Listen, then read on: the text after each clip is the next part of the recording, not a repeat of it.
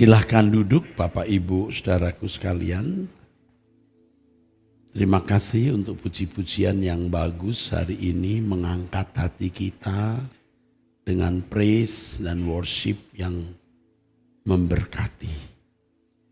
Bapak Ibu saudara sekalian, malam ini saya menyampaikan satu hal yang sangat prinsip dan fundamental yang saya pikirkan sejak semalam. Mengenai peta perjalanan keselamatan atau peta perjalanan sejarah kerajaan Allah. Saya membuat semacam summary atau ringkasan atau ekstraksi. Dan semua hamba-hamba Tuhan harus menguasai, memahami route map ini. Ya, peta perjalanan ini. Yang pertama, saudara harus diingat bahwa Allah mau menciptakan manusia yang memiliki kehendak bebas, ya, memiliki pikiran dan perasaan yang oleh karena memiliki pikiran dan perasaan itu, maka manusia bisa memiliki kehendak bebas, ya. Di dalam Kejadian pasal 1 ayat 26 dan 27, ya. Manusia diciptakan menurut gambar dan rupa. Ini gambar, ini Selem, ini Demoth. Cepat saja ya saudara. Di dalam gambar ini ada pikiran, ada perasaan. Dari pikiran dan perasaan ini bisa melahirkan kehendak. Dan kehendak manusia itu bebas. Nah, Tuhan mau manusia bisa membuat kehendak yang selalu sesuai dengan kehendak Allah. Ya, ini bicara soal keserupaan, ini bicara soal kualitas, ini bicara soal moralitas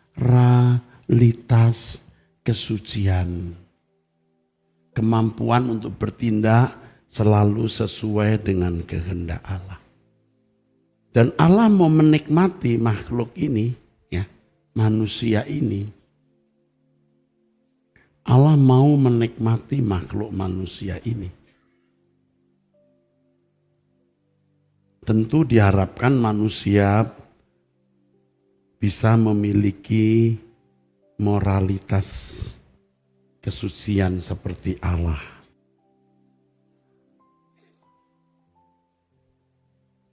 Untuk itu Allah menempatkan manusia, saudara, Allah menempatkan manusia di bumi yang diciptakan sempurna, indah, ya.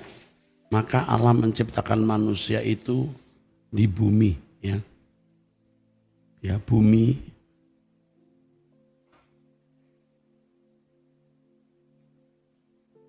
sempurna, sempurna. Dan di dalam kesempurnaan itu, bumi ini adalah keadaan yang harus digarap. Kalau buku Dr. Verkuil, ya, buku etika yang selama ini dipandang terbaik, itu bumi diciptakan dalam keadaan belum selesai. Tetapi saya lebih suka menggunakan kalimat bumi diciptakan dalam keadaan harus diolah dan diteruskan. Ya, Allah memberi bahan, raw material, dan ini bumi bisa menjadi Firdaus, ya, paradeisos, taman atau park atau garden. Ya. Ini bahasa Yunani, maaf, ini Yun. Kalau bahasa Aramnya Pardes, ya ini Aram, ini Ya. Artinya taman. Karena manusia gagal, manusia tidak mampu menjadi manusia yang bermoralitas Allah, maka manusia dipandang sebagai jatuh dalam dosa. Ya. Roma pasal 3 ayat 23 ya. Roma 3:23. Dan bumi ini terkutuk, terhukum, Kejadian pasal 3. Bumi yang terkutuk. Yang saya pahami bumi ini tidak akan dipulihkan menjadi bumi yang indah. Jelas Allah mendatangkan bumi ini akan menumbuhkan onak dan duri. Dan itu sudah dekrit atau ketetapan yang sepanjang Alkitab tidak pernah dibatalkan. Yang nanti akan berakhir menjadi lautan api, saudara. Ya, sampai di sini jelas ya, masih mudah ya. Allah tidak pernah gagal, ya. Allah tidak pernah gagal dalam karyanya. Allah mulai merancang satu rancangan seperti yang dikatakan oleh Allah kepada Hawa di Kejadian pasal 3. Keturunan wanita ini ya akan meremukkan kepala ular. Itu ada perseteruan, ada permusuhan yang diadakan. Jadi selamanya ular yang adalah personifikasi dari iblis itu tidak bisa dan memang tidak boleh berdamai dengan kita. Kalau berdamai berarti pengkhianatan terhadap Allah. Nah, di dalam rancangannya Allah memilih satu orang bernama Abraham. Sebelum Abraham saya ingatkan bagaimana Allah itu masih mau bersahabat dengan manusia. Ya. Kalau di kitab Kejadian itu pasal 3 ya. Bisa dimunculkan ayatnya ya. Allah datang ya pada hari sejuk pasal 3 itu. Ya. Tidak ada kecurigaan terhadap Hawa ya. Bunyi langkah Tuhan berjalan dalam taman itu pada waktu hari sejuk. Seperti biasa Allah bercengkerama dengan manusia. Kali itu manusia tidak welcome, manusia tidak muncul. Manusia bersembunyi. Bersembunyi terhadap Yahweh, Elohim Yahweh. Di antara pohon-pohonan dalam taman. Terus Yahweh memanggil manusia, di manakah engkau? Jadi dosa membuat manusia tidak sanggup berdiri di hadapan kesucian Allah. Tetapi lihat bagaimana Allah masih mau berurusan dengan manusia. Waktu Kain membunuh adiknya Habel, ya. Sebelum membunuh, Allah masih bercakap-cakap dengan Kain. Jadi bercakap-cakap dengan manusia itu belum lenyap, tidak lenyap. Kenapa mukamu muram? Begitu saudara-saudara. Kenapa hatimu panas? Lalu ketika Kain membunuh adiknya Habel, Tuhan masih memberi perlindungan. Siapa yang membunuh Kain akan dibalas. Tuh lihat saudara, Allah masih memberi perlindungan kepada Kain. Kain takut nanti orang ketemu aku dibunuh. Enggak, kamu kulindungi. Coba saudara. Allah masih bergaul ya dengan Henok di Kejadian pasal 5 ayat 25-26 ya. Masih bergaul. Lalu Allah masih bergaul lagi dengan Nuh. Dari manusia yang rusak itu tinggal satu Nuh. Ya, Henok bergaul itu berjalan dengan Allah itu halak ya. Nuh mendapat kasih karunia di mata Tuhan, Kejadian pasal 6. Benar, Nuh adalah seorang yang benar dan tidak bercela di antara orang-orang sezamannya, dan Nuh itu hidup bergaul dengan Allah. Allah masih mau bergaul walaupun makin sedikit. Nah, kemudian Allah merancang untuk menyelamatkan manusia, saudara. Jatuh pilihan ke Abraham. Kejadian pasal 12. Allah merancang keselamatan lewat pria yang hebat ini. Pergilah dari negerimu dan dari sanak saudaramu dan dari rumah bapamu ini ke negeri yang akan kutunjukkan kepadamu. Kalimat lain begini, ke dunia baru yang aku ciptakanmu. Sebab kalau kita nanti membaca nggak usah dibaca dulu ya, Ibrani 11, ternyata negeri itu tidak di bumi. Itu surgawi. Ya. Tetapi Allah tidak memberitahu kepada Abraham. Oke, ayat yang kedua, aku akan membuat engkau menjadi bangsa yang besar dan memberkati engkau, serta membuat namamu masyhur dan engkau akan menjadi berkat. Jadi Abraham akan punya keturunan besar. Kalau keturunan itu hanya Israel, itu jumlahnya enggak banyak. Tetapi saudara harus tahu ada Israel, jasmani atau daging boleh. Jasmaniah yang betul ya, atau dagingnya. Tapi ada Israel rohani.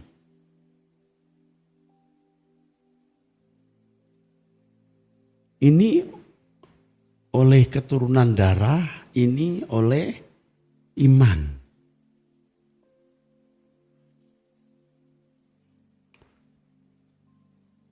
Ya. Aku akan membawa kamu, pergilah ke negeri yang akan kutunjukkan kepadamu, dan negeri itu sebenarnya tidak di bumi ini. Ya. Itu di dunia lain sebenarnya. Tapi Allah tidak memberitahumu karena Abraham pasti tidak tahu atau belum tahu. Aku akan membuat engkau menjadi bangsa yang besar. Itu bukan hanya Israel, tapi juga orang percaya yang menjadi keturunan Abraham oleh iman, Israel rohani. Nanti dalam kitab Efesus kita bisa melihat itu. Tapi supaya Anda mengerti benar yang saya katakan ini Alkitabiah, kita ke Ibrani 11 dulu. Ibrani 11 ya. Untuk meneguhkan supaya saudara tahu. Ibrani 11 ayat 8 dulu dimunculkan. Karena iman Abraham taat ketika ia dipanggil untuk berangkat ke negeri yang akan diterimanya menjadi milik pusakanya. Lalu Abraham berangkat dengan tidak mengetahui tempat yang ia tujui. Terus, 9. Karena iman ia diam di tanah yang dijanjikan itu. Maksudnya tanah yang dijanjikan untuk anak cucunya. Kanaan atau Palestina yang sekarang sedang bergolak perang ini ya. Seolah-olah di suatu tanah asing. Tanah yang dijanjikan untuk keturunannya, dan Abraham bersikap sebagai orang asing. Dan untuk menunjukkan keberasingannya itu dia hanya tinggal di kemah. Makanya sejarah dunia mencatat bahwa nenek moyang bangsa Yahudi itu bangsa nomaden, bangsa pengembara. Ya.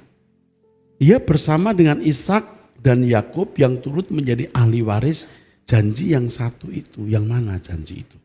Menjadi bangsa yang besar dan menerima negeri yang Allah akan tunjukkan. Ya, terus 10. Sebab ia menanti-nantikan kota yang mempunyai dasar yang direncanakan dan dibangun oleh Allah. Jadi bukan manusia yang membangun negeri itu. 11. Oke, 12. 13. Dalam iman semua mereka telah mati, Abraham, Ishak, Yakub, dan istri-istri mereka. Sebagai orang-orang yang tidak memperoleh apa yang dijanjikan itu. Jadi bukan Kanaan yang sekarang diperebutkan oleh Benyamin Netanyahu dan Palestina, bukan tanah itu. Tetapi yang hanya dari jauh melihatnya dan melambai-lambai kepadanya. Dan yang mengakui bahwa mereka adalah orang asing dan pendatang di bumi. Ya. Sebab mereka berkata demikian, menyatakan bahwa mereka dengan rindu mencari suatu tanah air. Teruskan, dan kalau sekiranya dalam hal itu mereka ingat akan tanah asal yaitu Ur Kasdim, lembah Sumeria yang telah mereka tinggalkan, maka mereka cukup mempunyai kesempatan untuk pulang kalau cuman masalah tanah air di bumi. Tetapi sekarang mereka merindukan tanah air surgawi. Sebab itu Allah tidak malu disebut Allah mereka karena Ia, Allah, mempersiapkan sebuah kota bagi mereka. Ya, oke, kita kembali ke sini, saudaraku. Abram dipilih. Dari Abram ini lahir Ishak dan Yakub. Ya. Yakub. Nama selain Yakub selain nama cucu ini ya, keturunan Abram ini Israel. Nah, Yakub memiliki 12 anak. Ya, 12 anak.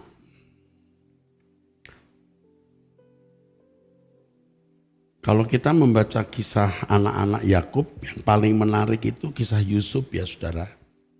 Yusuf yang dibawa oleh Allah ke Mesir.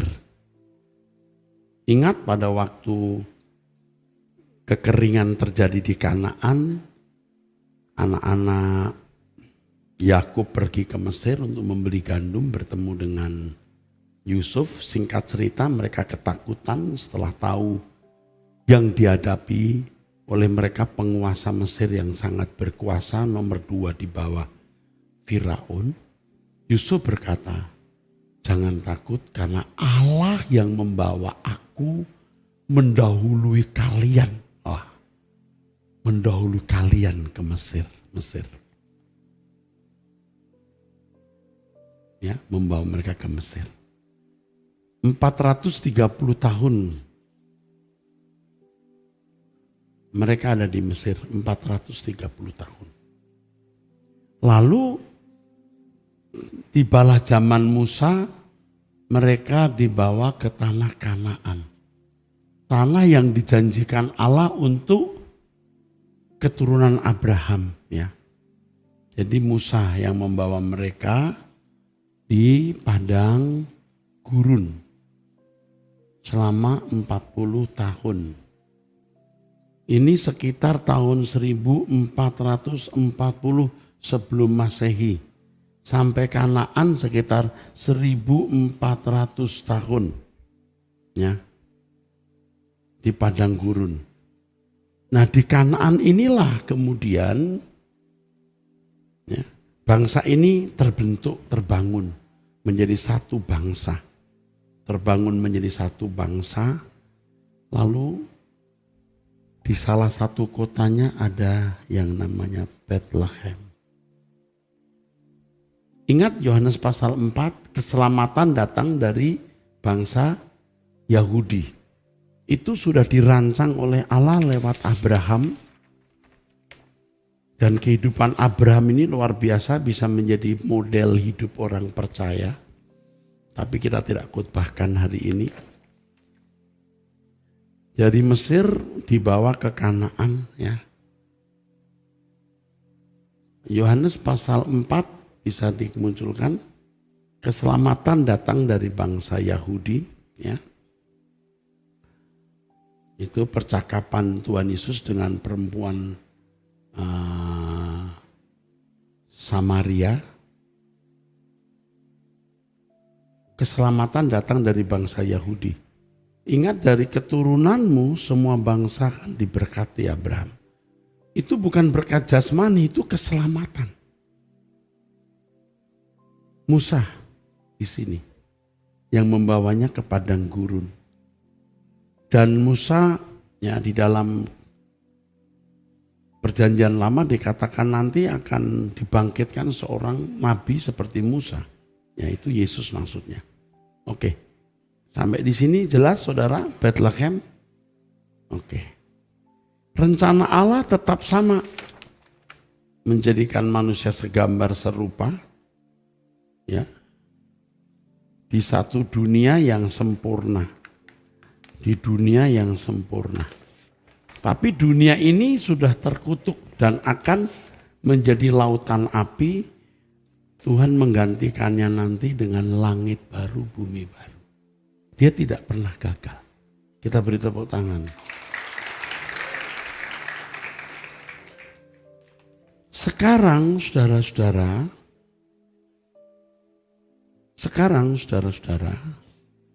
kita, ya, hidup di zaman penggenapan, di mana rencana Allah yang tertunda, tidak gagal ya, tertunda, mau dinyatakan. Ya, mau dinyatakan melalui Tuhan Yesus Kristus. Jadi sebenarnya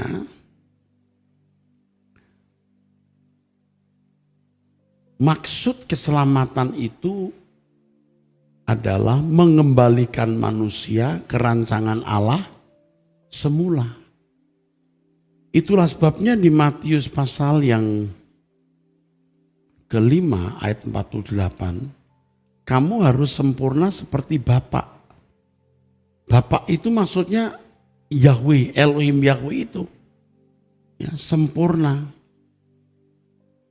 Ini sama dengan moralitas Allah. Moralitas Allah.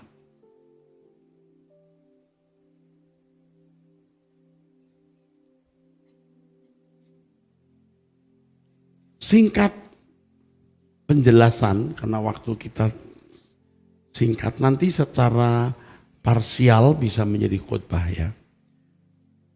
Sempurna seperti Bapa. Nah, yang pertama berhasil itu Yesus. Ya. Roma 8 ayat 28-29. Ya. Ibrani pasal 5, 7, 9. Dan lain-lain ya, nanti ini penjelasannya banyak. Yesuslah yang berhasil. Jadi Adam pertama gagal, ini Adam terakhir. Adam terakhir, siapa saudara? Yesus berhasil. Ini menjadi pokok keselamatan. Ya. Ini gagal. Nah, Adam terakhir, Yesus berhasil. Mulailah sekarang proyek ini. Proyek ini. Jadi ketika Anda menjadi Kristen, saya menjadi Kristen, itu kita masuk di proyek ini. Proyek semula tersebut. Dan mestinya fokus kita hanya itu. Fokus kita hanya itu. Fokus kita itu sebenarnya hanya itu. Ketika kekristenan menjadi agama, hal ini tersembunyi. Sehingga orang hidup wajar seperti manusia lain. Bahkan kemudian Tuhan itu hanya menjadi kontributor, bantuan untuk masalah-masalah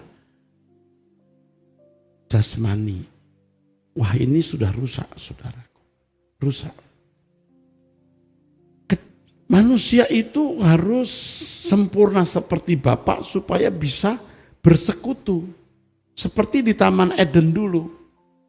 Pada waktu itu manusia belum sempurna sebenarnya. Ya. Jadi Tuhan Yesus ya, dan orang percaya ya saudaraku, itu bisa bersekutu dengan Bapa.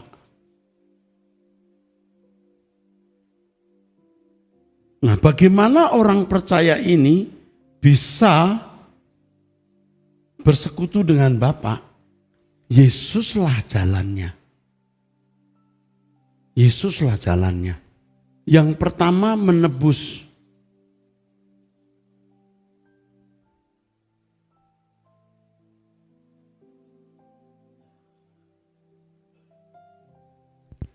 Tidak mempersoalkan sebesar apapun kesalahanmu, ditebus oleh salib. Yang kedua dibenarkan, dianggap benar, walaupun belum benar. Sebenarnya kata dibenarkan dalam bahasa Ibrani punya pengertian ditutupi. Ditutupi. Pendamaian, pembenaran itu ditutupi, dosanya ditutupi. Kalau perjanjian lama dengan darah binatang, domba, tapi perjanjian baru dengan darah Yesus. Dengan pembenaran ini dianggap benar, kemudian diberi Roh Kudus, dimeteraikan, lalu proses.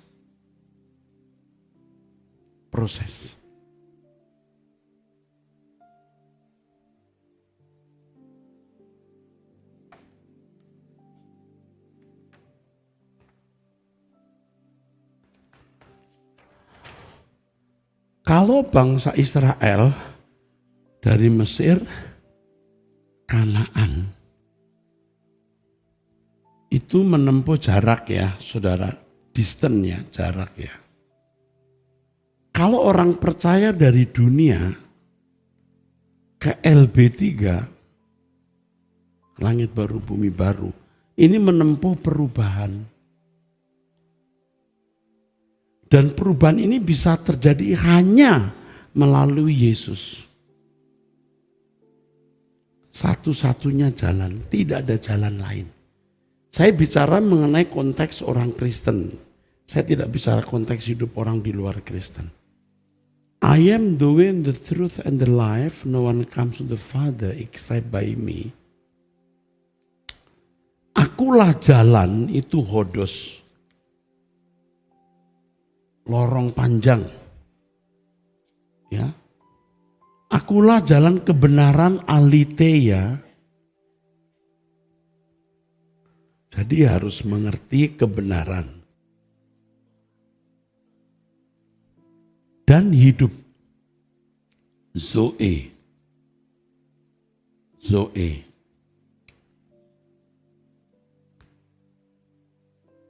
Hodos. Jalan, ya. Tidak ada ini, tidak ada jalan. Ini jalannya. Setelah itu harus terus melalui proses tadi, lorong panjang, aletheia, harus mengenal kebenaran. Yesuslah kebenaran. Artinya bahwa Yesus mengajarkan kebenaran dan memperagakan kebenaran. Nanti kita akan belajar lagi monoteisme. Yesus berkata, Logos yang kuucapkan itu logos dari Bapa, bukan dari diriku sendiri. Dan itu beberapa kali. Dia manusia sempurna, bukan manusia biasa. Yang dipenuhi logos, karena logos itu adalah firman Allah, hikmat Allah, Allah sendiri, yang sama dengan dipenuhi oleh Allah. Sehingga Yesus memiliki kodrat ilahi, theos. Memiliki hakikat Allah. Nah itu bukan hanya dialami oleh Yesus. Yesus menjadi yang sulung prototokos. Ya, prototokos.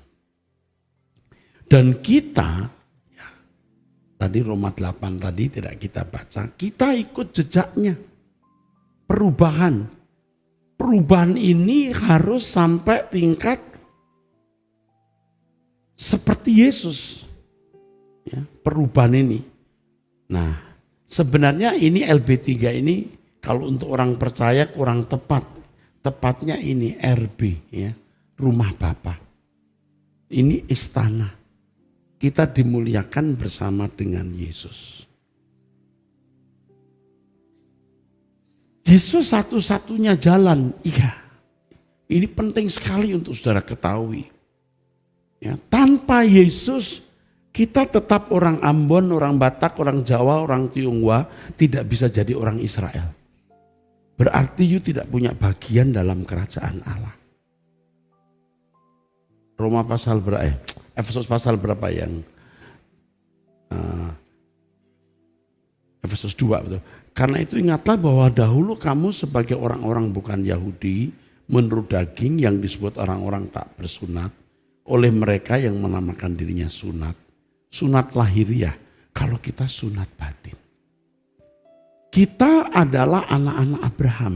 Kita bisa bilang Abraham itu nenek moyang kita. Dulu saya ragu-ragu menyebut Allah Israel karena takut situasi politik dunia lagi begini.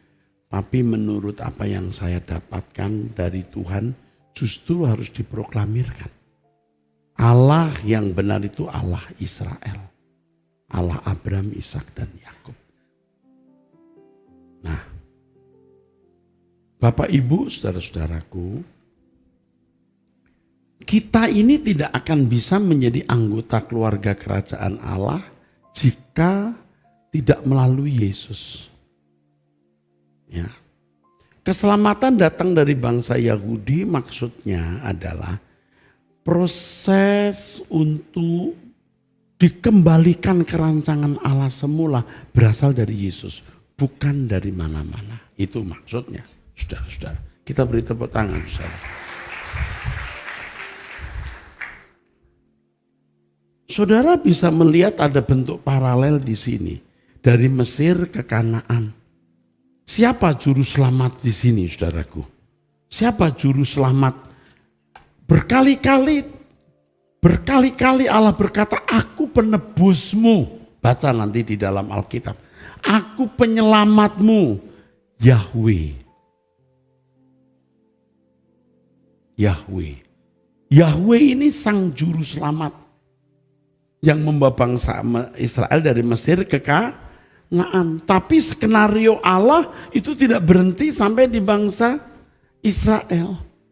Memang keselamatan datang dari bangsa Israel. Karena yang mau dituju itu adalah segambar serupa dengan Allah sesuai rancangan semula. Yahweh sang juru selamat mengutus putranya untuk menjadi juru selamat. Bukan juru selamat untuk membebaskan bangsa Israel dari perbudakan bangsa asing atau bukan dari perbudakan politik. Ini Yesus. Makanya Yesus itu Yasah. Yahweh menyelamatkan. Namanya Yesus sendiri Yahweh menyelamatkan. Nama Yesus sendiri itu artinya Yahweh menyelamatkan.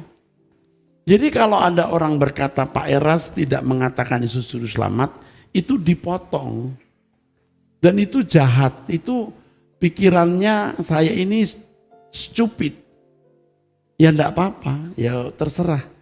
Yesus ini Yahweh menyelamatkan. Kalau bukan Yahweh yang mengutus nggak ada keselamatan. Inisiatornya itu Allah Bapa. Yesus eksekutornya. Maka Yesus itu Yahweh menyelamatkan. Apakah Yesus bukan juru selamat? Juru selamat dari manusia berdosa untuk dibenarkan agar dikembalikan ke rancangan Allah semula. Itu melalui Yesus. Tetapi nanti kita akan pelajari di monoteisme. Yesus disempurnakan oleh Allah Bapa. Jadi Yesus sendiri nggak akan bisa. Harus ada kekuatan Yahweh yang menyertai. Tepuk tangan. Ya Yesus sendiri nggak akan bisa tanpa kekuatan Yahweh. Oke, nanti kita akan pelajari. Yahweh yang menjadi gembala. Maka di dalam Mazmur 23 dikatakan apa? Aku gembala yang baik. Belum lahir tuh Yesus. Belum datang di Bethlehem maksudnya. Tapi ketika Allah menyelamatkan manusia dari perbudakan dosa, untuk proses perubahan segambar dengan Allah, Yesus yang menggembalakan. Makanya di Yohanes pasal 10, ya, Yesus berkata, Bapa dan aku satu. Satu dalam apa? Penggembalaan. Bapa memberikan domba-dombanya kepadaku. Itu dombanya Bapa, bukan dombanya Yesus. Diberikan untuk digembalakan karena rancangan semula Elohim Yahweh mau menjadikan manusia segambar dengan dirinya. Allah gembalakan bangsa Israel, amin. Tetapi itu belum tujuan karena Allah hanya mau menyempurnakan, mewujudkan rencananya. Yaitu menciptakan manusia segambar dan serupa dengan dirinya. Nah, Yesuslah yang diutus untuk mengubah manusia itu. Jadi kalau Allah memimpin bangsa Israel sebagai gembala, ya, melalui Musa menempuh jarak dari Mesir ke Kanaan. Sekarang Yahweh mengembalakan umat percaya supaya diubahkan segambar serupa dengan Allah dan dituntun ke dunia yang tidak terkutuk, ya, melalui Yesus. Yesus gembala yang baik. Yesus berkata, aku gembala yang baik. Kalau sampai saya berkata, oh Yesus bukan gembala yang baik, ya saya membakar Alkitab, saudaraku. Saudara paham? Ya, saudara jangan percaya hoax, kalau khotbah saya dipotong atau saya slip in the tongue bisa saja salah ucap bisa. Tapi dasarnya pasti begitu. Ya, tidak mungkin ya kita tidak mengaku Yesus sebagai juru selamat. Tetapi ini petanya harus jelas. Allah juru selamat yang bagaimana? Yesus juru selamat yang bagaimana? Yahweh juru selamat, akulah juru selamat, aku penebus, aku gembala yang baik. Yaitu dalam rangka ketika Allah mempersiapkan keselamatan. Nah, ketika Yesus datang, ya, menyelesaikan tugasnya, Yahweh yang beracara dengan manusia melalui putranya. Maka Yesus berkata, akulah jalan. Yesus bukan tujuan, Yesus itu jalan. Yang dituju itu Allah Bapa. Maka Yesus sendiri memanggil Yahweh itu Bapa Allahku. Bapakku, Bapakmu ya Bapakku, Allahmu ya Allahku. Jadi sekarang ini Bapak Ibu saudara-saudara sekalian, kita itu sedang dalam proses perjalanan, yaitu perubahan hidup, agar kita menjadi manusia seperti yang dirancang oleh Allah. Manusia yang dirancang oleh Allah itu contohnya nih Yesus. Kurang dari itu salah. Ya walaupun dalam kenyataannya nanti ada grid ya. Tapi yang dituju itu semua ke arah Yesus. Itulah sebabnya Yesus harus menjadi manusia seutuhnya untuk menjadi model contoh kita. Dia dipenuhi firman, logos. Logos itu diperagakan. Jadi sifat-sifat Allah memenuhi Yesus. Segala sesuatu yang Yesus lakukan tepat seperti yang Allah lakukan. Ya, maka Yesus berkata, ya Bapakku mengerjakan semuanya. Kok bisa? Ya karena dia nurut. Allah mau mengerjakan segala sesuatu di dalam dan melalui hidup kita. Kalau nurut. Kalau enggak nurut, ya enggak ketemu. Maka kita harus hidup dalam pimpinan Roh Kudus. Oke. Amin. Harus penuh Roh Kudus dan hidup dalam pimpinan Roh Kudus.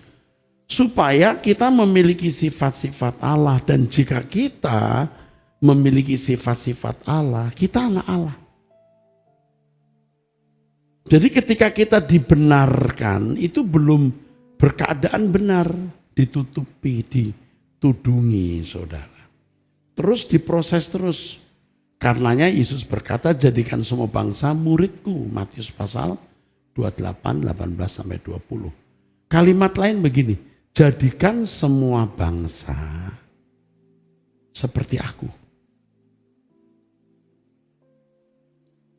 Kan begini saudara, kalau seorang ini bisa mirip, seorang jago silat, dia mengajari orang main silat, dia ajarkan jurusnya. Orang perenang, guru renang, dia mengajarkan jurus renangnya. Paham? Yesus mengajarkan jurusnya, moralitas kesucian Allah. Jadi hidup kita sebenarnya memang hanya diarahkan untuk itu, yang mau.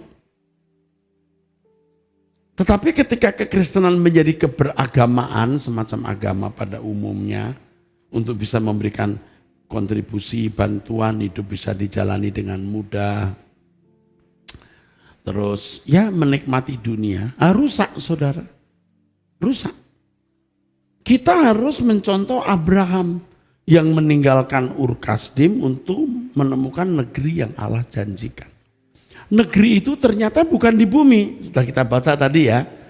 Kita meninggalkan dunia Ur Kasdim untuk negeri yang Tuhan janjikan. Tidak boleh melekat di bumi ini.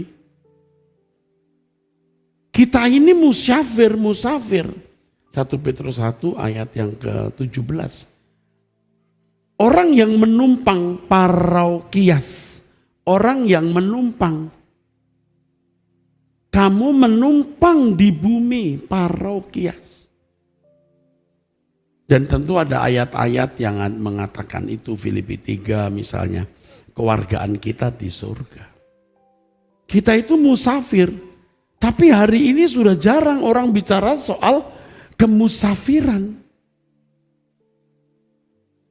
Ada satu lagu saya yang adalah kisah itu ya. Saya coba.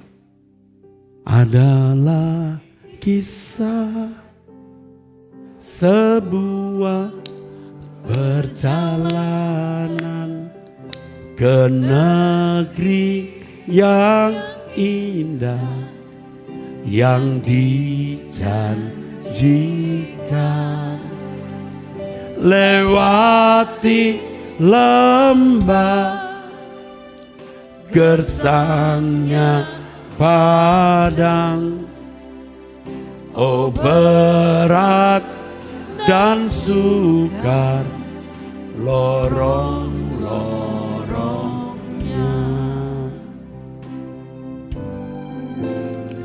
seorang musafir di tengah perjalanan tertatih langkahnya bersimbah masihkah jauh, masihkah jauh lirih bisiknya,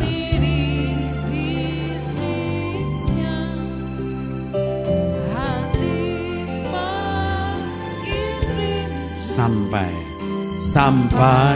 ke sana. Musafir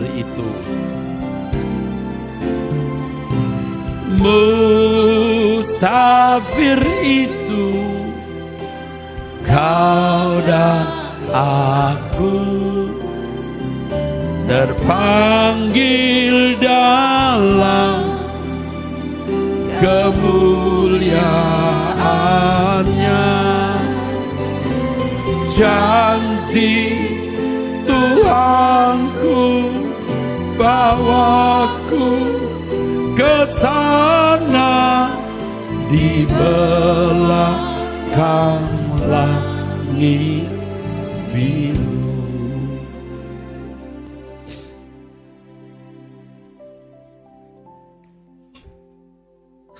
Bapak Ibu saudaraku sekalian, jadi pemeran utama dan satu-satunya itu Elohim Yahweh. Katakan amin. Pemeran utama dan satu-satunya itu Elohim Yahweh. Katakan amin. Agama kita itu kalau kita pakai nama agama mestinya agama Yahweh. Jangan agama yang lain. Supaya kita bisa menarik benang merah dari pertama. Jangan lupa nanti jadi agama yang gak jelas. Tarik dari garis pertama, kamu harus sempurna seperti Bapa. Segambar dan serupa. Ditarik dari pertama, bumi yang Allah ciptakan itu sempurna. Yang rusak, tapi akan ada langit baru, bumi baru. Allah mengupayakan penyelamatan dengan memilih Abraham, cucu-cucunya jadi bangsa Israel. Dari bangsa ini akan lahir juru selamat. Tapi benang merahnya harus tetap sama. Menjadikan manusia segambar serupa dengan Allah dan Abraham, negeri yang direncanakan dibangun oleh Allah. Jadi kalau dipotong saya dibully orang lagi nih. Agama kita itu agama Yahweh mestinya. Tapi sama dengan Kristen, iya. Seperti Kristus, karena Kristus itu gambar Allah yang tidak kelihatan, gambar Yahweh yang tidak kelihatan diperagakan oleh Yesus. Yesus itu dipenuhi oleh Allah, dipenuhi Yahweh, sifat-sifat Allah. Kamu harus sempurna seperti Bapa. Yesus berkata begini karena dia mencapai sempurna itu. Amin, saudara. Jadi ketika sekarang menjadi agama Kristen yang tidak jelas benang merahnya, kita jadi manusia duniawi semua ini. Tidak merasa jadi musafir, gak pingin pulang ke surga. Paham? Beri tepuk tangan untuk kebenaran ini. Jadi kalau dikatakan apakah Yesus itu Tuhan? Iya, Allah Bapa itu Allah yang punya segala kuasa diberikan kepada Yesus. Kita akan bersama dengan Yesus sebagai Tuhan dan Raja kita. Tidak ada dunia lain kecuali langit baru bumi baru, di mana Yesus akan menjadi Raja beribu kota di Yerusalem baru. Dan kita hulu balangnya. Nggak ada lagi yang kita nantikan dalam hidup ini kecuali ini. Lalu kita sudah sesat, kita menganggap dunia indah. Kita pengen punya ini, pengen punya itu. Kalau enggak punya rasa enggak bahagia. Rusak kita. Amin. Nah saudara mulai manggut-manggut. Ini orang yang manggut-manggut pertama itu ngerti dia. Haleluya. Nah terus kita melihat bagaimana Allah disembah-sembah oleh bangsa Israel. Kok penyembahan ini jadi hilang, jadi enggak jelas lagu apa ini. Harus kembali ke Elohim Yahweh. Apakah berarti kita kurang menghormati Yesus? Tanpa Yesus kita jadi orang Batak sampai mati. Jadi orang Jawa sampai mati, jadi orang Ambon sampai mati. Tapi karena Yesus kita menjadi Israel. Amin. Bagaimana kita tidak menghormati Yesus? Kalau tanpa Yesus kamu terjadi orang Palu nak. Di Palu kamu kalau mati. Paham? Dengan Yesus mati di kayu salib, kita jadi Israel. Bukan Israel Zionis yang berebut tanah Palestina, kita Israel rohani yang sedang menuju negeri yang Allah janjikan untuk nenek moyang kita, Abraham. Oh, haleluya. Makanya kita sering-sering sebut Allah Abraham, Allah Ishak, Allah Yakub. Israel rohani yang mewarisi negeri yang dijanjikan Allah. Luar biasa. Jadi apapun keadaan kita hari ini tidak masalah. Cuman sebentar. Makanya kita harus menempuh perjalanan, yaitu berubah.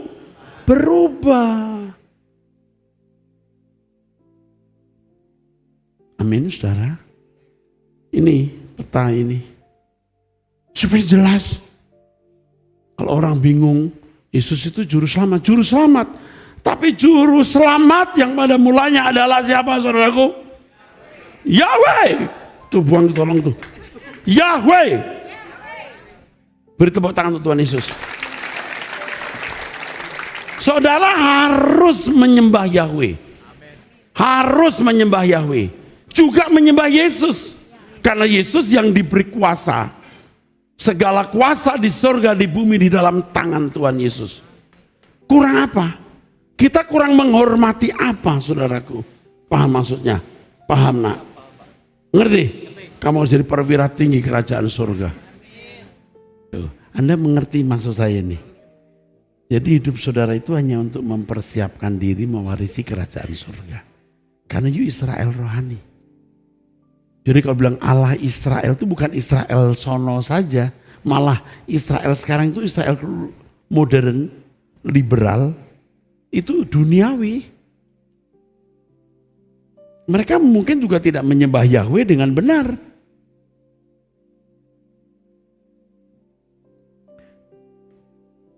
Allah Israel itu Allahnya kita ini Israel.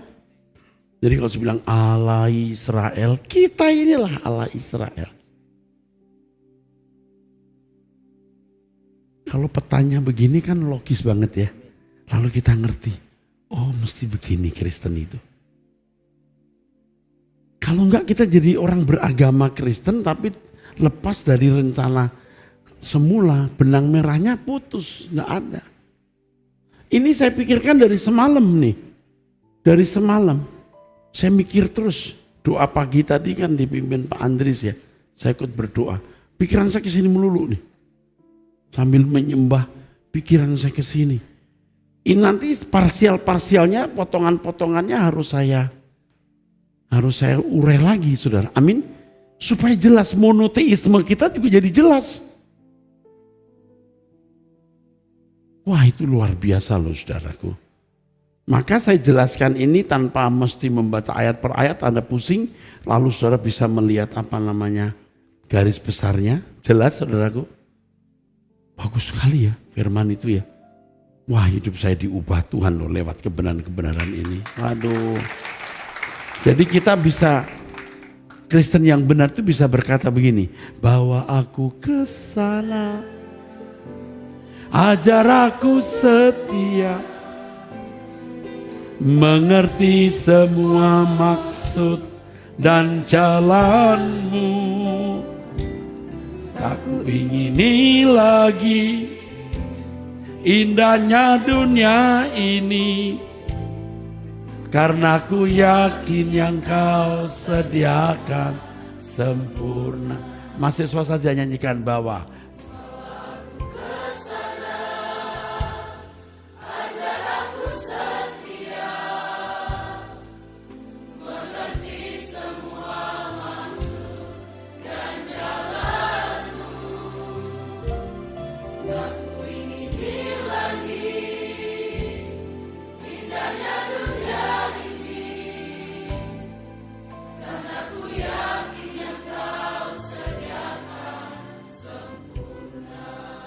Nanti kamu akan bersyukur kamu sampai di Jakarta ini. Bukan karena kamu bisa kuliah jadi mahasiswa dan punya banyak keahlian. Tapi karena kamu menemukan negeri yang direncanakan dan dibangun oleh Allah. Itu yang penting nak. Tiap hari saya khotbah. Gak mungkin nanti kamu gak pindah ke surga. Gak mungkin. Kalau ada Yudas ya paling tidak 9% deh. Ya kan dari 12 murid satu yang. Tapi jangan ada Yudas ya nak ya. Bayangkan kalau tahun depan ada mahasiswa lagi saya terus isi firman. Berapa banyak orang yang saya bawa ke langit baru bumi baru. Dan kamu juga membawa orang. Berapa banyak multi level marketing. Ini jemaat juga ini terus setiap hari. Kita doa puasa, kita mencari hadirat Tuhan. Tuhan singkapkan kebenaran-kebenarannya. Wah luar biasa saudaraku.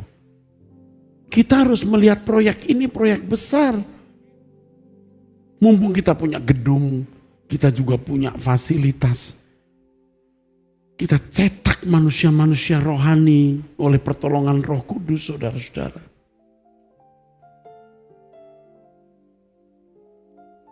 Jadi kita kalau sudah melihat peta, roadmap dari keselamatan yang Allah kerjakan. Wah, kita ikut Yesus sudah tahu jalannya. Dari rencana semula, amin. Pikiran perasaan kita nanti kan kalau di penjelasan khusus bagaimana pikiran perasaan dibarui, bagaimana kehendaknya, kehendak Allah, kita sinkron dengan kehendak Allah, dijelaskan. Bagaimana bumi terkutuk, manusia kehilangan kemuliaan karena tidak mampu memiliki moralitas kesucian Allah. Allah mulai fokus ke Abraham, mulai menemukan iman.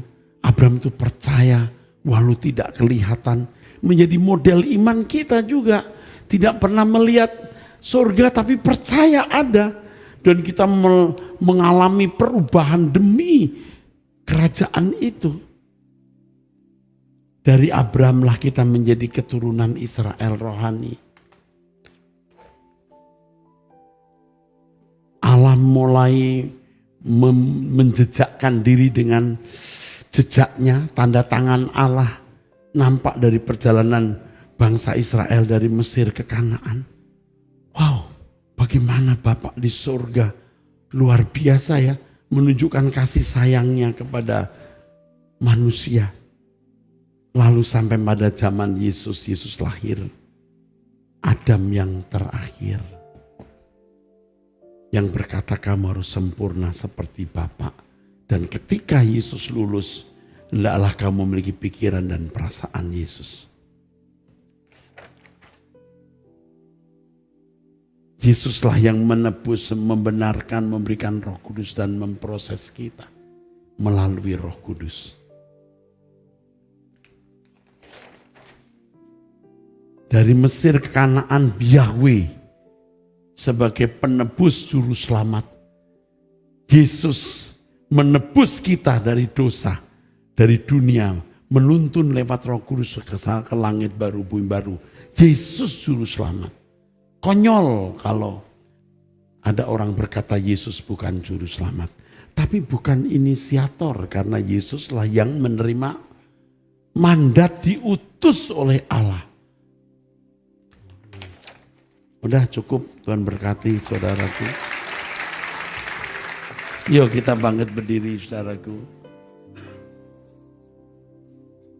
Kita percaya Tuhan telah berfirman dan memberkati kita ya. Kita bersyukur.